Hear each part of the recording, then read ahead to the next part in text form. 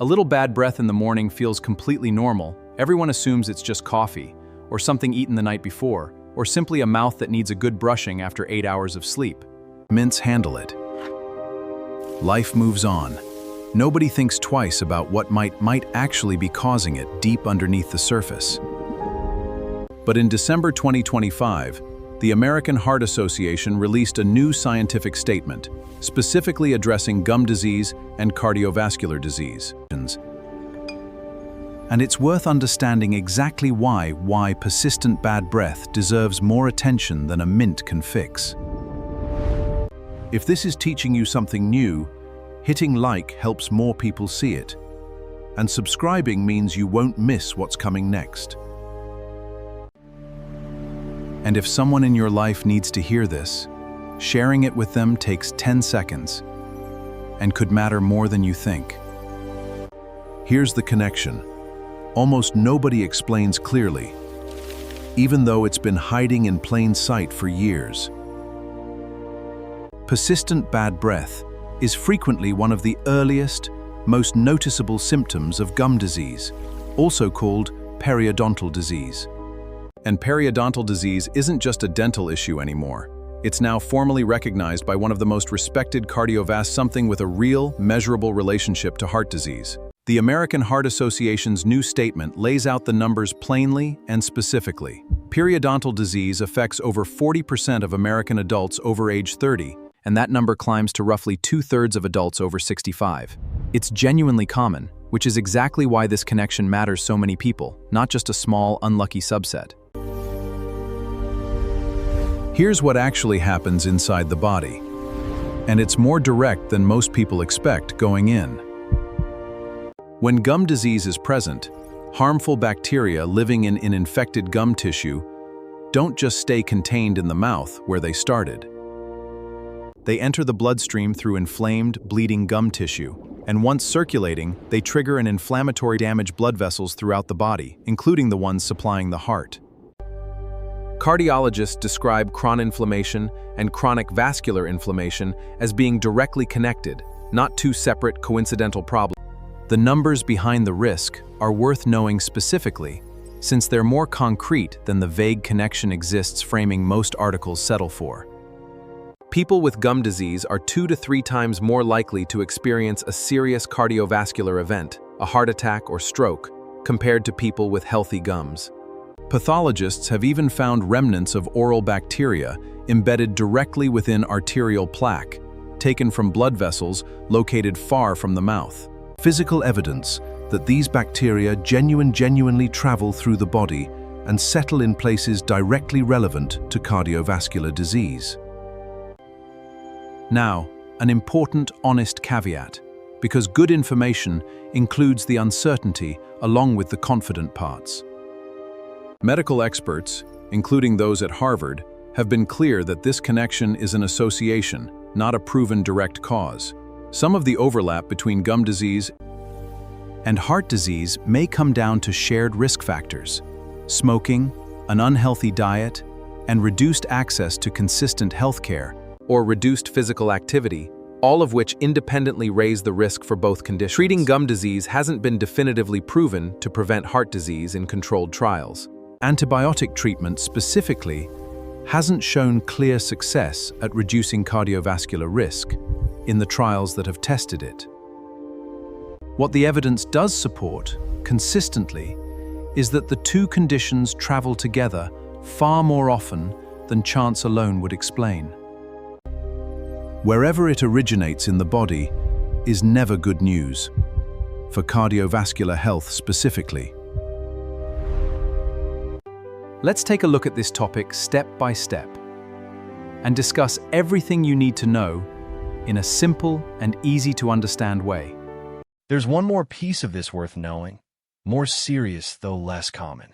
In certain situations, particularly during dental procedures involving bleeding, oral bacteria can travel through the bloodstream and directly reach heart valves, potentially causing a condition called endocarditis, an infection of the heart's inner lining.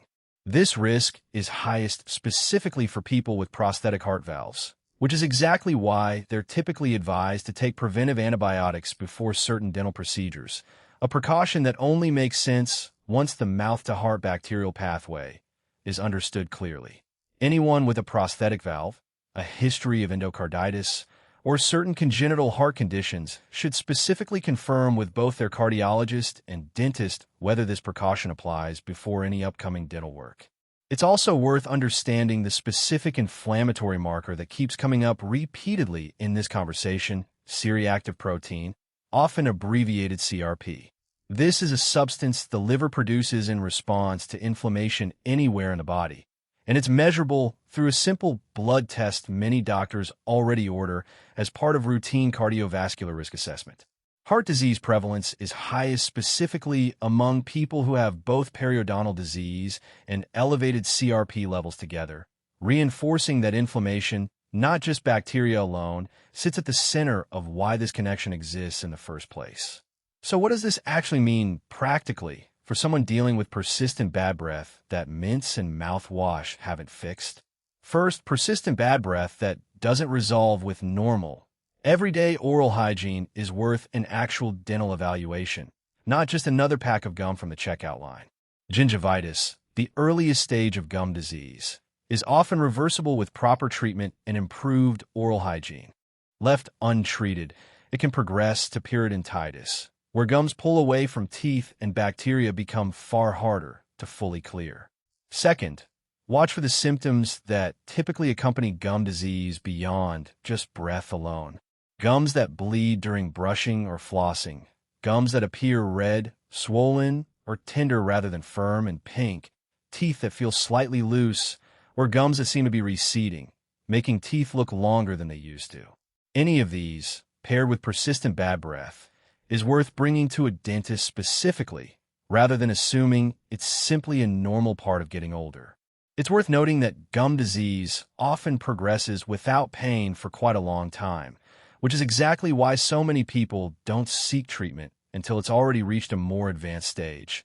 Unlike a cavity, which tends to announce itself clearly through sensitivity or discomfort well before real damage sets in. Third, and this is worth saying plainly, this works both directions. If cardiovascular risk factors are already present, high blood pressure, elevated cholesterol, a family history of heart disease, that's additional reason to take oral health seriously rather than treating it as a separate, lower priority concern. Regular dental checkups, not just for cavities, but specifically for gum health, become part of a broader cardiovascular care picture, not something disconnected from it.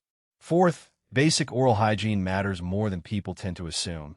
And the good news is that this part is genuinely straightforward. Brushing twice daily, flossing regularly to remove plaque from between teeth where a toothbrush can't reach, and routine dental cleanings all directly reduce the bacterial load that's at the center of this entire mechanism. This isn't a dramatic lifestyle overhaul. It's largely about consistency with things most people already know they should be doing anyway, but often let slide once the immediate reason, avoiding a cavity, doesn't feel urgent enough on its own. Reframing daily flossing as something connected to heart health, not just tooth health, tend to make the habit stick for people in a way that avoiding cavities alone never quite managed to. The relationship between the mouth and the heart is a genuinely useful example of something worth remembering more broadly. The body doesn't operate in the separate, disconnected compartments a typical doctor's visit sometimes implies. One appointment for teeth, a completely different one for the heart, as if they have nothing to do with each other. Chronic inflammation anywhere in the body has a way of reaching everywhere else eventually, and the mouth, given how directly and constantly it connects to the bloodstream, turns out to be a more significant player in cardiovascular health than most people, including many patients with otherwise excellent heart health habits, ever stop to consider. This is also a good reason to make sure a primary care doctor and a dentist are actually aware of each other's findings, rather than operating as two completely separate silos. Mentioning a cardiovascular risk factor to a dentist or mentioning a gum disease diagnosis to a cardiologist might sound unnecessary, but given everything the research now shows, it's exactly the kind of small detail that helps both providers make more informed decisions about care, screening, and monitoring going forward. Now here's a specific one worth answering honestly in the comments. When was the last actual dental checkup? Not just a routine cleaning reminder ignored, but an actual visit. That's worth being honest about, because it's exactly the kind of small, overdue task this connection might finally be the reason to schedule, rather than pushing it off for another 6 months the way it's easy to do when nothing feels urgent. It's worth ending on the same note this started with, since it captures why this connection matters more than it might first seem to anyone brushing it off as a minor inconvenience. Bad breath, on its own, is rarely anything serious, and nobody needs to panic over an occasional off morning. But persistent bad breath that mints and mouthwash haven't touched, especially paired with any of the gum symptoms covered here, is a genuinely different signal, one now backed by a major cardiovascular organization's own scientific statement rather than just casual speculation.